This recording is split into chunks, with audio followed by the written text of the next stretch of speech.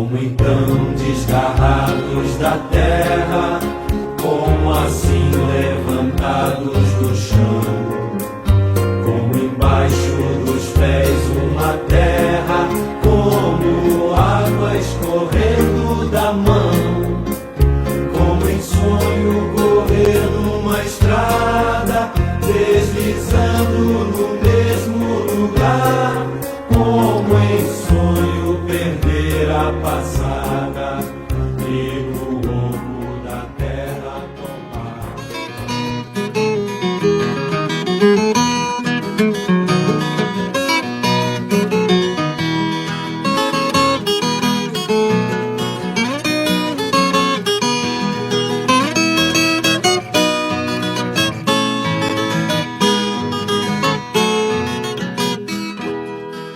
Este é o nosso ponto de partida, o presente, para uma viagem que muito nos ajudará a melhor entender o Brasil. Nosso guia será o pensamento de Caio Prado Júnior, que, aliás, era também amante das viagens e, por meio delas, pôde observar, pensar e escrever coisas sobre nosso país de um modo inédito até então.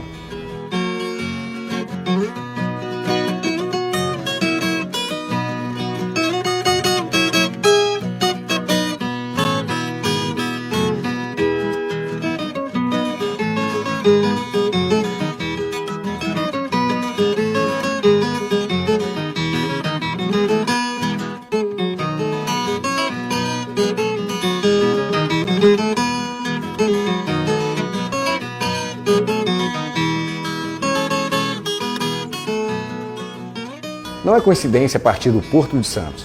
Caio Prado Júnior, esse jovem viajante, nasceu no seio da aristocracia cafeeira. No ano de 1928, mais de 20% de todo o café exportado aqui em Santos vinha da companhia Prado Chaves, da família de Caio.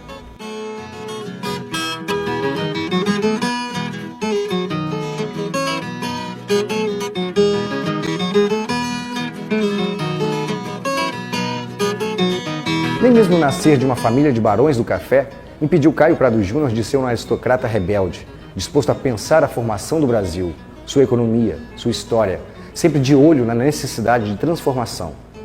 Viajemos. Caio Prado Júnior nasce em 1907, em plena República Velha.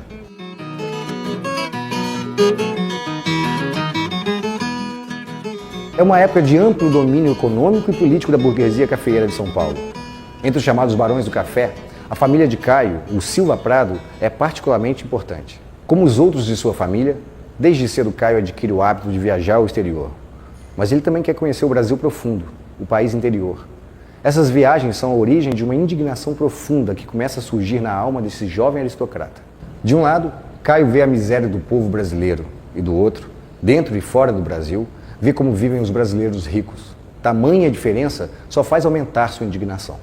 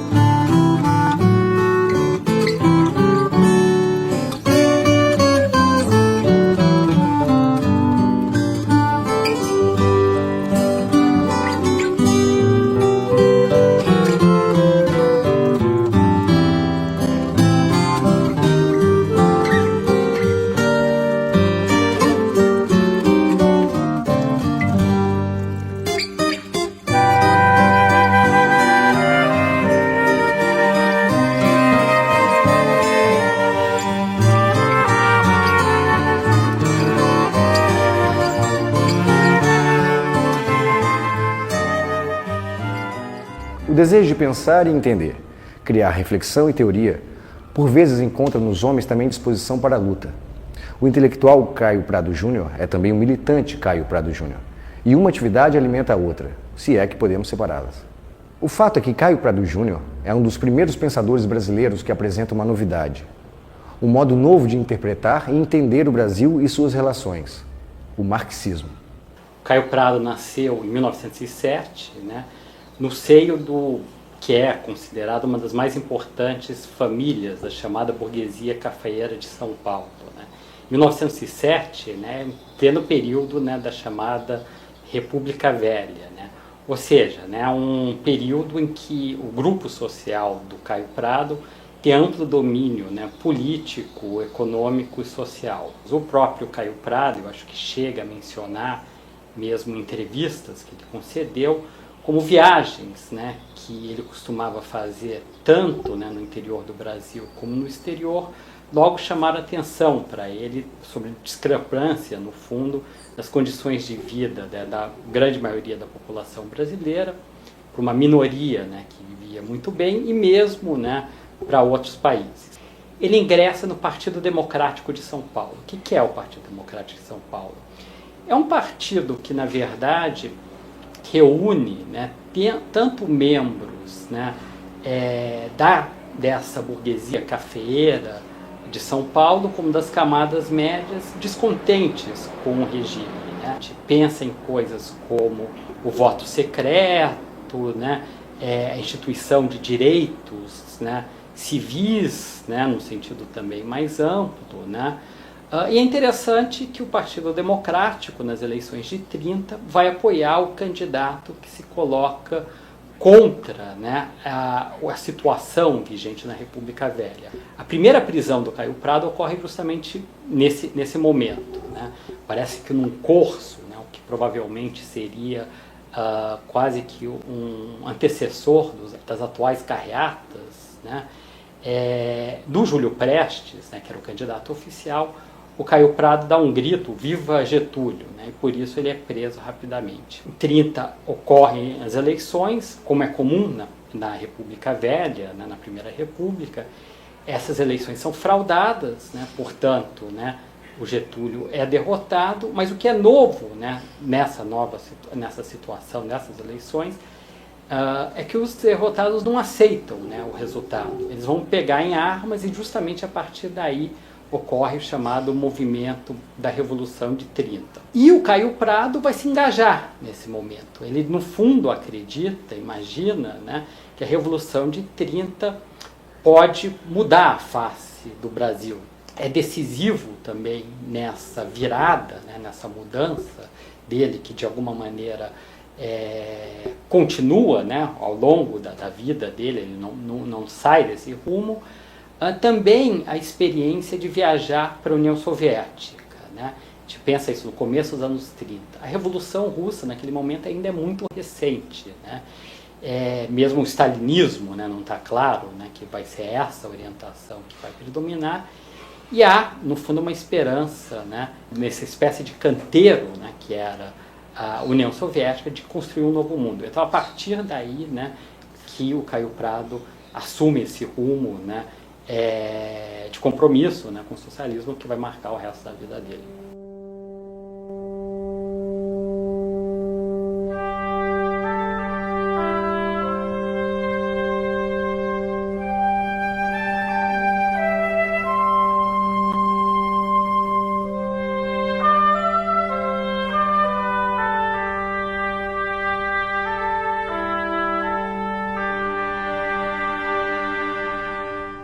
A adesão ao socialismo é um marco na vida de Caio Prado Júnior.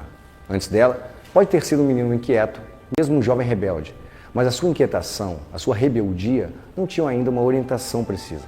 A partir da adesão ao marxismo, Caio Prado Júnior sabe que rumo tomar. Dedica o resto da vida ao estudo e à militância por essa causa que abraçou na juventude.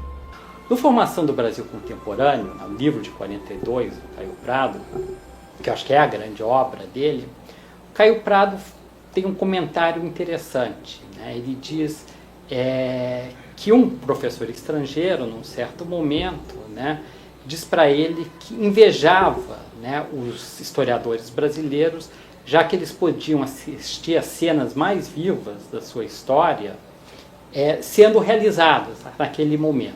Né? É fundamental no sentido, né, da interpretação dele do Brasil, justamente nos termos, né, que ele vai entender a história brasileira como uma história que não é feita com rupturas, até em contraste, se vocês quiserem, com a Revolução Francesa, né? No sentido que é uma mudança definitiva, uma quase que ultrapassagem, né, do passado, no caso, o passado do antigo regime, no momento da Revolução Francesa. No Brasil, não, ao contrário. E se pensa especialmente o problema da grande exploração, em particular a grande exploração agrária, que o Caio Prado dá muita atenção, no fundo, o que o Caio Prado está apontando, está sugerindo, né, é que essa grande exploração que vem da colônia, até como uma coisa inovadora, né, em Portugal, né, na própria formação do capitalismo, né, no sentido mundial, se mantém, né, na perspectiva dele, Caio Prado, sei lá, nos anos 30, 40, 50, 60, e mesmo talvez hoje a gente pudesse até pensar esse agrobusiness, né, até que ponto existe continuidade aí. Um dos pontos interessantes, um dos comentários, acho que bastante sugestivos que o Caio Prado vai fazer, é justamente, né, que no Brasil está aberto um método original para o historiador. O historiador não deve simplesmente consultar arquivos, como talvez faça, sei lá, na Europa, nos países capitalistas centrais. Ele diz, está aberto para o historiador, né, viajar pelo país, né, e justamente aí, né, perceber questões centrais da nossa história, né, nesse sentido que é uma história feita sem rupturas. Ou mais ainda, né, ele sugere que no Brasil há uma espécie de um processo, uma situação, né, em que o tempo se projeta no espaço. É um pouco aquele tema também do modernismo, né, do poeta modernista e a carroça de boi. Né, coisas que a gente vê no Brasil a todo momento, né, os tempos históricos variados. Então, isso é possível, é interessante para a própria análise, né, por você perceber, por exemplo, até pontos do passado que parecem longínquos, mas que continuam presentes no Brasil, e que, por outro lado, né, também, o que é mais significativo, acho que é isso que o Caio está fazendo, no fundo, né, refletem, se vocês quiserem, o desenvolvimento histórico brasileiro. O Brasil começa através do engenho.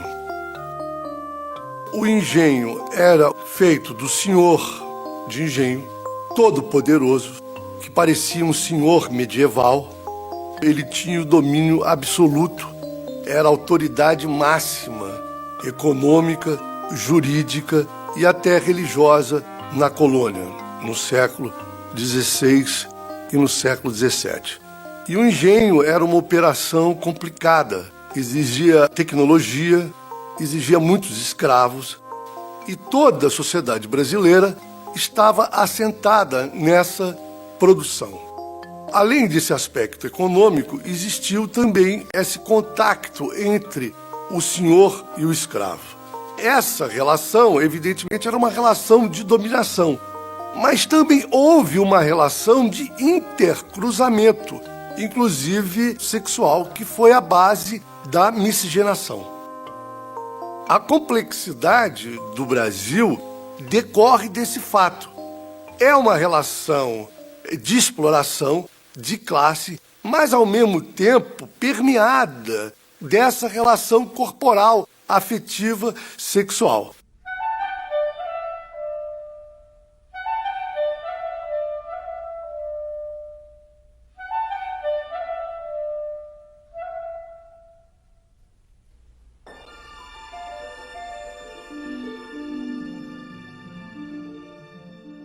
Todo povo tem na sua evolução, vista à distância, um certo sentido.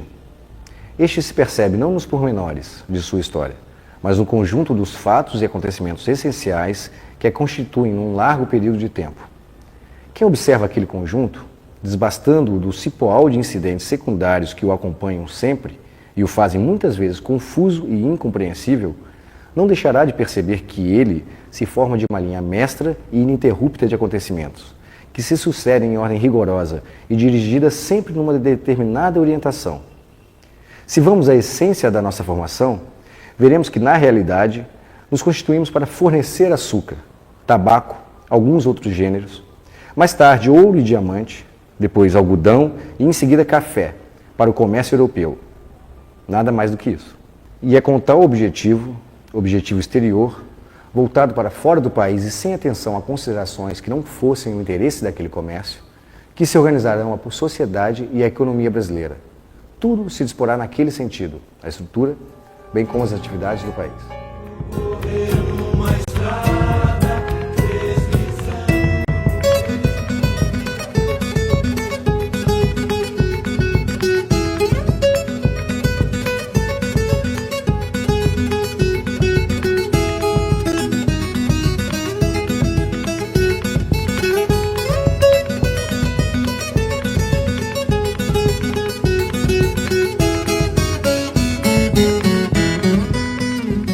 Cada 4 ou 5 negros traziam uma criolinha, uma negrinha bonitinha, uma moleca de 11, 12 anos, que não era para os negros, é claro, era para o senhor, não era para o capataz.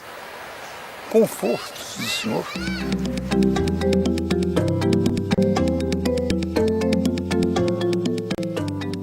Aquela moleca e as outras negras que surgiam aqui, trepadas pelos brancos, geravam mulatos,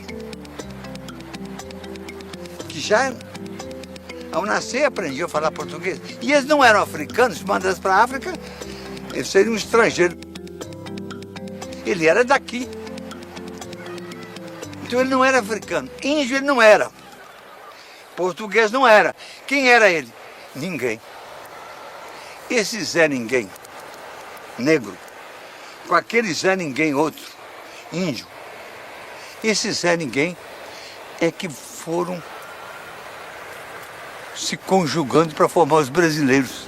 O que é interessante é que, a partir dessa categoria de sentido da colonização, que organiza a análise, né, especialmente da formação do Brasil contemporâneo, do Caio Prado, ele pode, por exemplo, entender como se forma a família patriarcal no Brasil e mesmo, né, a ação de algo parecido com esse ethos do aventureiro. Mas ele não fica restrito a essa dimensão. Ele está pensando, né, esses aspectos, né, ou esses momentos, se vocês quiserem, como parte de um todo maior da colônia, que no fundo, né, a orientação principal é aquela que a gente estava falando antes, produzir, né, em grandes unidades trabalhadas pelo braço escravo, bens demandados pelo mercado externo. E justamente o que o Caio Prado está destacando é a dificuldade, né, de superar essa orientação que vem da colônia e criar algo que ele pensa em termos mesmo da constituição de uma nação, algo do tipo, né? Pelo menos esse é o horizonte dele. Uma inovação importante é justamente, né, a posição que o Caio, acho que já na evolução política do Brasil está sugerindo, de entender o Brasil especialmente na sua relação com o resto do mundo. Isso vai aparecer de maneira mais clara, de maneira mais desenvolvida na formação do Brasil contemporâneo, especialmente, né, no capítulo, na discussão que é retomada toda hora nesse livro, sobre o sentido da colonização. Por que isso? Que, na verdade, o que o Caio Prado está dizendo é que a razão de ser do Brasil é, desde o início da sua história, produzir em grandes unidades, né, trabalhadas pelo braço escravo, originalmente, essas grandes explorações que eu estava falando, bens demandados para o mercado externo. Isso representa uma mudança em relação às análises, às interpretações vigentes sobre o Brasil até então. Quando ele escreve o primeiro livro dele, Evolução Política do Brasil, que até o subtítulo, né, do Evolução Política do Brasil sugere claramente, né, esse uso, né, do que ele vai chamar depois, até acho que no prefácio, né, do método relativamente novo, o materialismo histórico, para entender o Brasil.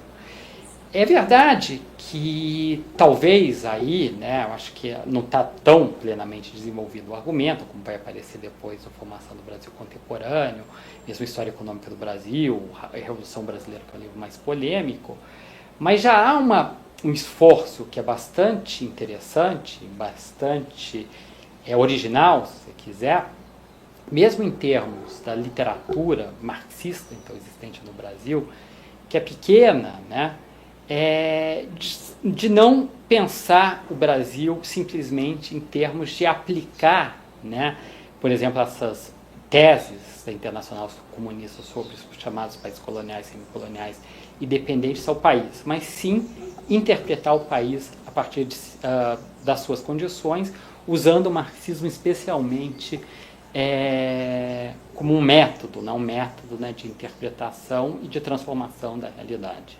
100 milhões de negros foram arrancados da África em 4 séculos para as Américas. Desses nós gastamos uns 12 milhões. Metade morreu. Metade, 6 milhões, foi incorporado ao sistema produtivo aqui. Na região que eu chamo crioula, de Pernambuco a Bahia, com a quantidade enorme de negros produzindo açúcar, negros importados, o negro morria, era substituído. O negro era como carvão, um saco de carvão, acabou um, você compra outro. O programa político dele não vai muito além do programa do PCB. Em boa medida, é um programa no sentido de trazer à cidadania a grande maioria da população brasileira, especialmente do campo, né, que o Caio Prado dá grande atenção, né, até no fundo, né, não dando muito peso, né, muita importância à própria industrialização que estava ocorrendo no Brasil naquele momento. A questão agrária para ele é central. Por quê? Porque na época em que o Caio escreve, 80% da população brasileira vive no campo. Então a maneira de fazer a integração passava pela questão agrária. Então a questão agrária, a Revolução Brasileira, no seu braço democrático, ele praticamente se resumia à questão de fazer reforma agrária.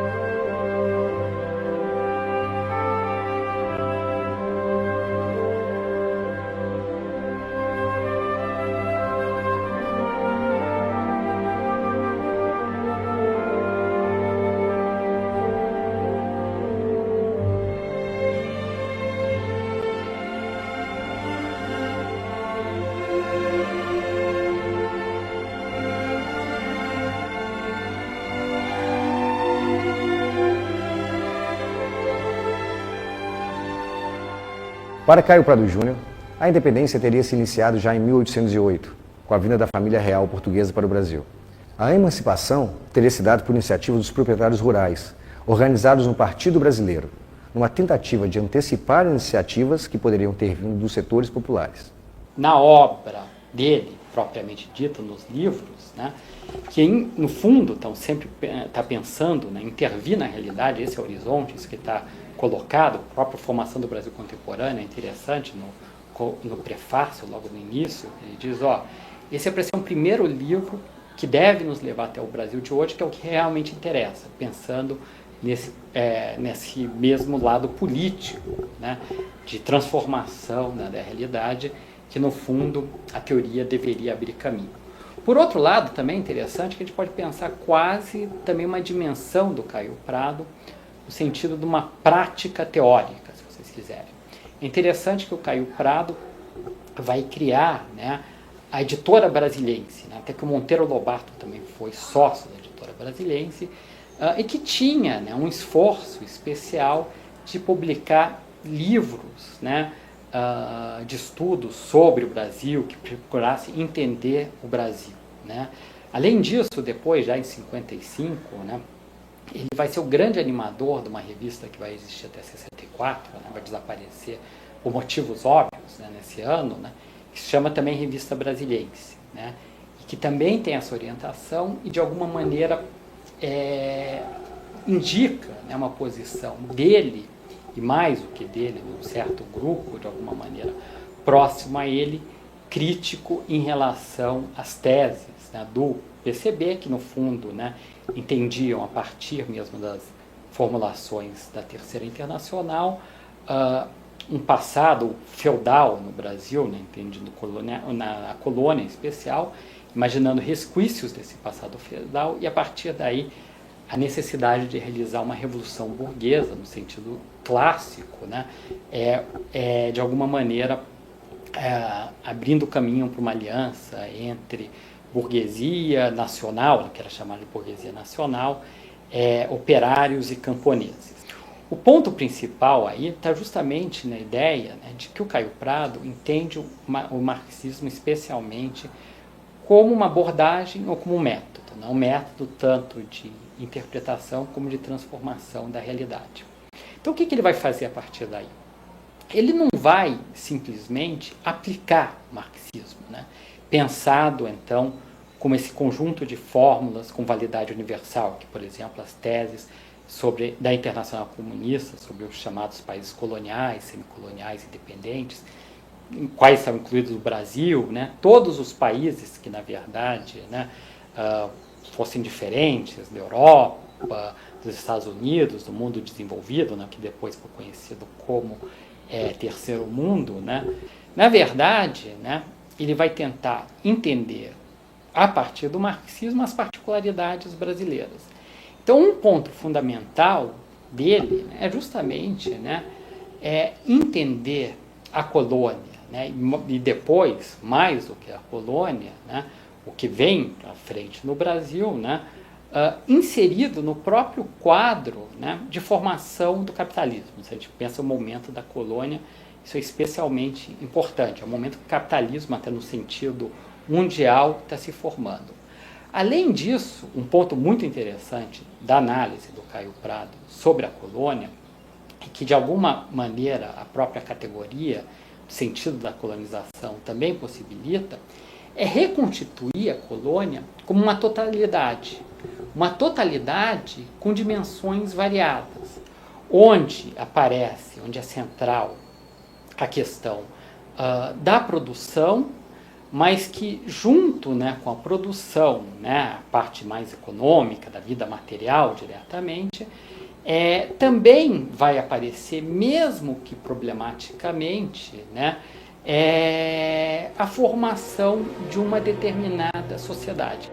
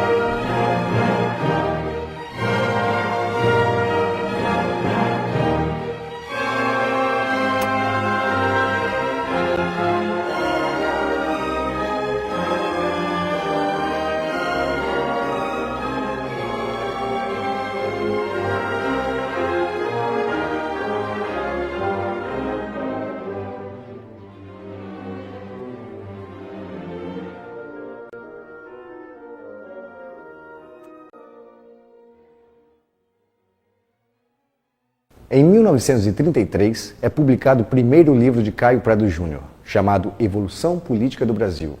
O subtítulo esclarece tratar-se de um ensaio de interpretação materialista da história brasileira. O livro foi um dos primeiros a utilizar o materialismo histórico como método de interpretação da realidade brasileira.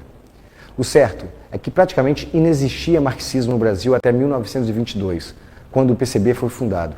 Mesmo o Manifesto Comunista foi editado aqui só em 1926.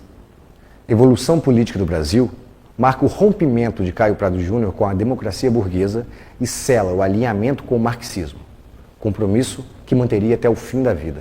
A NL é interessante que ela antecipa até a experiência das frentes populares, né, que vão ocorrer aí a partir dos anos 30, até como reação à ascensão do nazifascismo. Como uma organização frentista, o que faz a NL, a Aliança Nacional Libertadora? Ela reúne comunistas, até a iniciativa é comunista, né, mas não só comunistas, né, socialistas, liberais, grupos antifascistas no sentido mais amplo.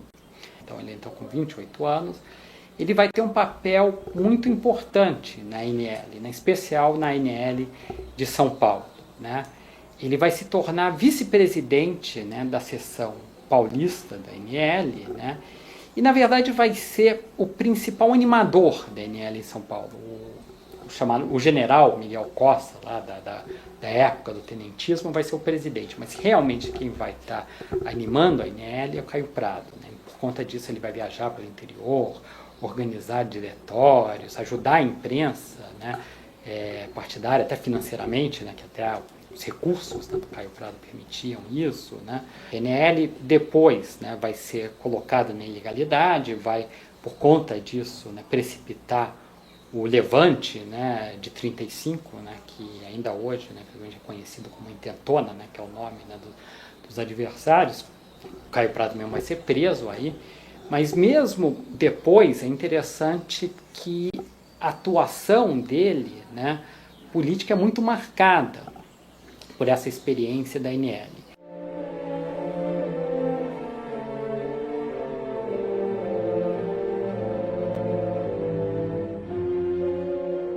Tendo ainda exilado Luiz Carlos Prestes como presidente de honra, a ANL congregou uma ampla gama de setores da sociedade brasileira.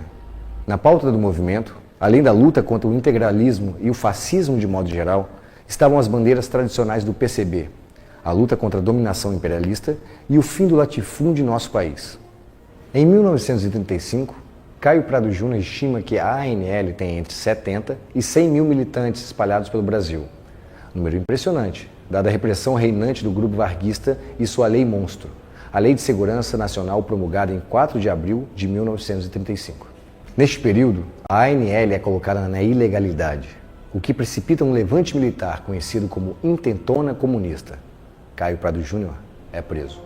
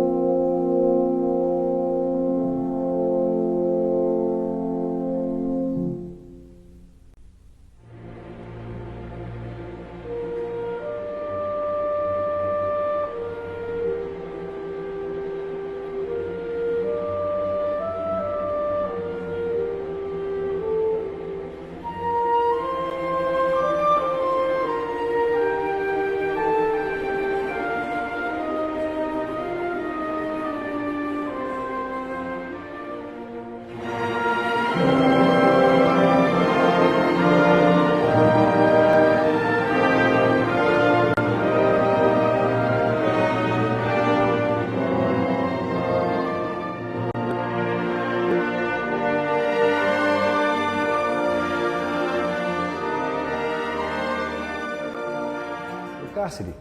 Caio Prado Júnior escreveu a lápis 2 diários políticos em pequenos cadernos de brochura, em que anotava e resumia as notícias que lia nos jornais. Em 1937, aproveitou um momento de relaxamento do governo de Getúlio Vargas e, por meio de um habeas corpus, saiu da cadeia e se exilou na França, onde ficou até 1939. Depois, escreveria vários trabalhos que seriam publicados na editora que ele próprio fundou, em 1942, a Editora Brasiliense. No mesmo período em que dá início à Brasiliense, Caio Prado Júnior também participa ativamente da campanha pela redemocratização do país. Num momento de grande prestígio comunista no mundo todo, em razão da decisiva participação soviética na derrota do nazifascismo, Caio Prado Júnior é eleito deputado estadual com mais de 5.000 votos. O PCB tem então 11 deputados, a terceira maior bancada da Assembleia Legislativa de São Paulo.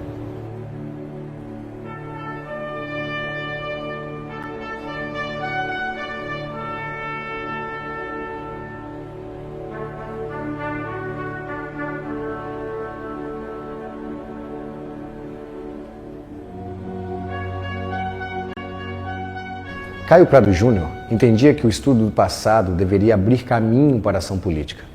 Por entender que a história contemporânea do Brasil começava no início do século XIX, partiu dali.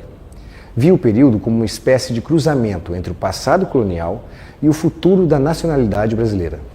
Qual é o pensamento do Caio? Na verdade, o Caio é um marxista, ele não é um marxista acadêmico, ele é um marxista revolucionário e, portanto, todo o problema do Caio é como fazer a Revolução Brasileira. Então, ele se dedica a formular uma teoria da Revolução, que daria, então, o norte desta Revolução e os desafios práticos que ela colocava para os trabalhadores brasileiros. Então, esta é a questão dele. Como é que ele vê isto em breve? Qual que é a ideia dele de Revolução? O que é o Brasil? O Brasil é uma longa transição do Brasil colônia de ontem para o Brasil nação de amanhã. Então ele diz, a nossa sociedade é uma sociedade em formação, mas para se formar ela tem que quebrar os seus nexos com o seu passado colonial. Ela tem que quebrar o grilhão do imperialismo e ele tem que enfrentar o problema da segregação social. E isto é a Revolução Brasileira. Então, este é o pensamento do Caio Prado, é o pensamento da Revolução. Quando ele pensava a formação, ele dizia, o que bloqueia esta formação? São dois elementos básicos. De um lado, a presença dominante do capital internacional, de outro, a segregação. Diz, esta dupla articulação transformava a economia brasileira numa economia muito instável. Ele chegava ao extremo de dizer que era uma economia reflexa. Então, e é esta instabilidade que bloqueava a formação, porque a formação exige sequência, encadeamento, acúmulo, mas as crises econômicas graves interrompiam isto. Então é como se o trabalho de formação fosse um esforço de Sísifo. Você constrói, depois regride. Esta que é a ideia dele. Bom, hoje o capital internacional é mais forte e mais volátil. E hoje a segregação ela é mais profunda e mais complexa. O problema do Caio Prado é entender a Revolução Brasileira. Para isso ele dedica um livro de 66, a Revolução Brasileira. E qual é o programa da Revolução? Qual que é a ideia? A Revolução Brasileira tinha que cumprir fundamentalmente duas tarefas. Fazer a Revolução Democrática e fazer a Revolução Nacional. E na visão dele, nesta ordem, primeiro a democrática e a democrática que ia encadear a nacional. O que é a Revolução Democrática do Caio? É enfrentar o problema da escravidão, enfrentar o problema da segregação social. Esta que era a questão, integrar o conjunto dos brasileiros no desenvolvimento material do país. Este é um lado da Revolução. É por aqui que a Revolução deveria, digamos, começar. E o segundo aspecto da Revolução Brasileira é a Revolução Nacional. Cortar o cordão umbilical com o imperialismo. Isto quer dizer o quê? Redefinir qualitativamente o modo do Brasil participar na economia mundial. Não deixar de ter uma participação passiva, onde o Brasil se ajusta às exigências do imperialismo, mas ajustar a nossa presença internacional às necessidades do povo brasileiro, às necessidades da formação. o livro que o Caio Prado escreve em 66, e que é um livro, né, visivelmente polêmico, né, de crítica ao que ele chama de teoria ortodoxa da Revolução Brasileira. Ou melhor, basicamente, essas formulações do PCB, essa visão, no fundo, estanque do marxismo de aplicação de fórmulas prontas, e que, na visão dele, teria levado à aliança com o populismo, abrindo caminho, né, para a derrota de 64. Ele, Caio Prado, a partir daí, questiona, no fundo, ligado à própria interpretação original dele do Brasil, né, dada pelo marxismo, mais uma visão como método, e vai, no fundo, sugerir, né, uma ideia de que você não deveria procurar uma aliança, né, com a burguesia nacional, operários, né, camponeses, aliás, a burguesia nacional, como sugeriu o PCB, mas muito mais, né, a ideia de uma aliança entre trabalhadores do campo e da cidade, pensando no capitalismo, né, presente tanto no campo como na cidade, e também sem grandes contradições entre capitais externos e capitais nacionais.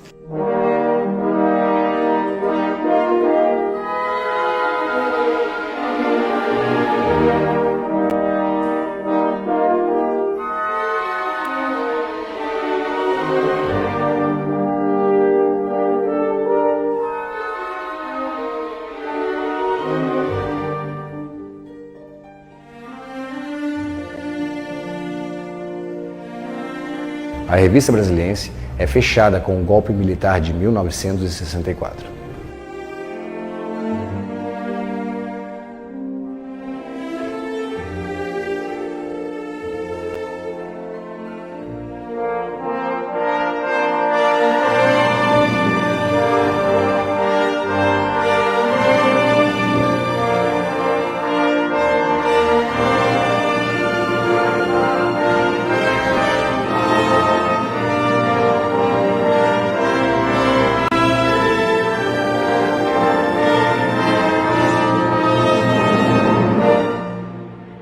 Ainda profundamente abalado pela derrota, Caio Prado Júnior publica em 1966 o livro A Revolução Brasileira, na tentativa de entender a interrupção do avanço popular.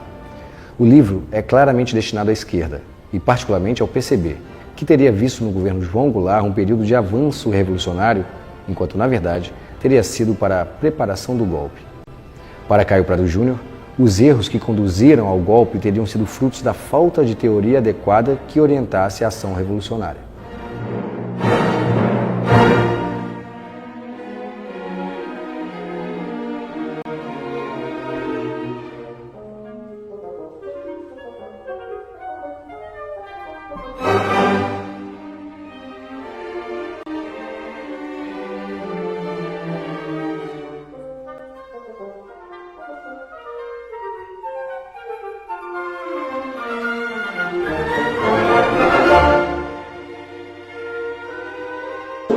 Considero o Caio Prado Júnior mesmo talvez o nosso, não sei se ele é vou discordar um pouco do que foi dito, não sei se ele, na época dele, foi o mais brilhante pensador marxista brasileiro, talvez tenha sido o único nesse sentido,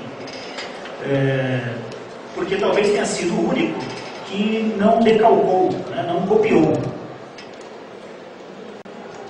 Mas eu penso que como pensador marxista original, que tinha que instrumentalizar, pegar um instrumental teórico pensado por uma realidade que não era brasileira, e com esse instrumental teórico entender a realidade brasileira, ele evidentemente cometeu erros, mais do que erros, ele deixou lacunas no seu trabalho.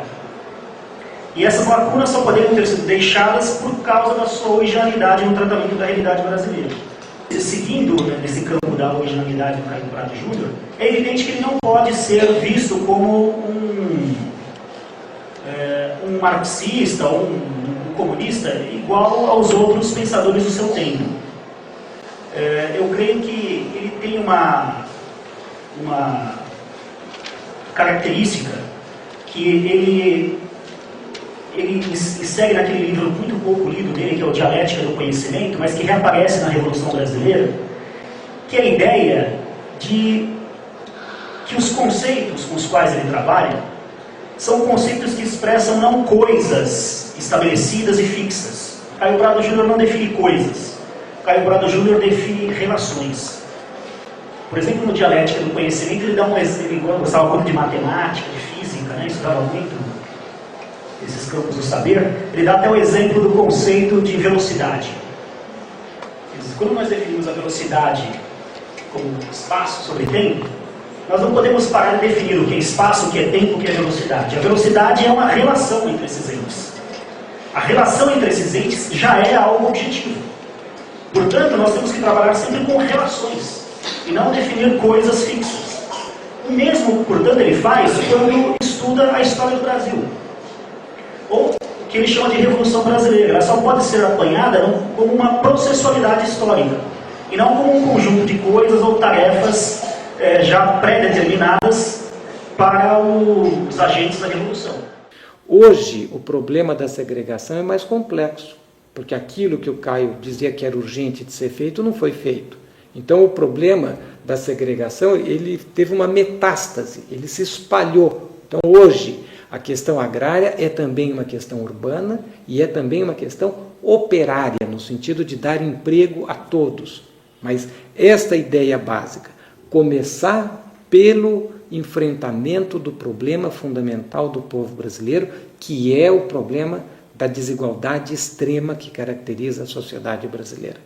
Esta que é a centralidade da questão agrária no pensamento do Caio Prado. Como o domínio do imperialismo aumenta, e você vê isso pela presença das multinacionais na economia brasileira, e como o problema da segregação ele ficou mais complexo ainda, porque hoje ele não é apenas agrário, mas ele é também urbano, ele não é localizado em algumas regiões, mas ele é generalizado pelo conjunto do país, o Brasil permanece, digamos, com sua formação bloqueada. Mais do que isso, né?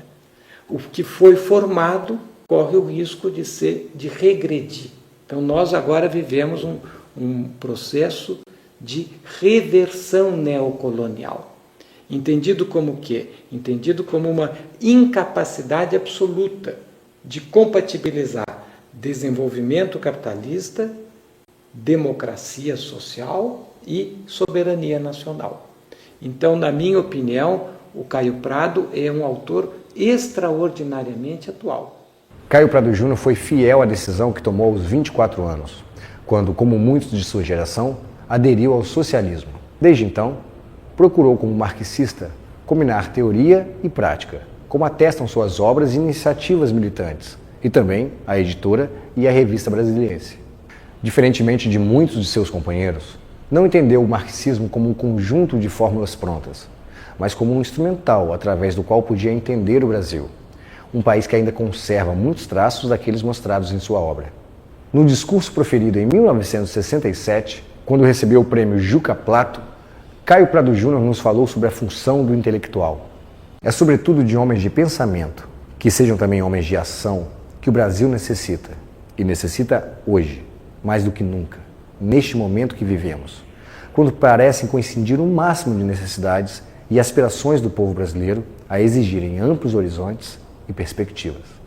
É possível vislumbrar aí, por suas próprias palavras, quem foi Caio Prado Júnior, um homem de pensamento e de ação.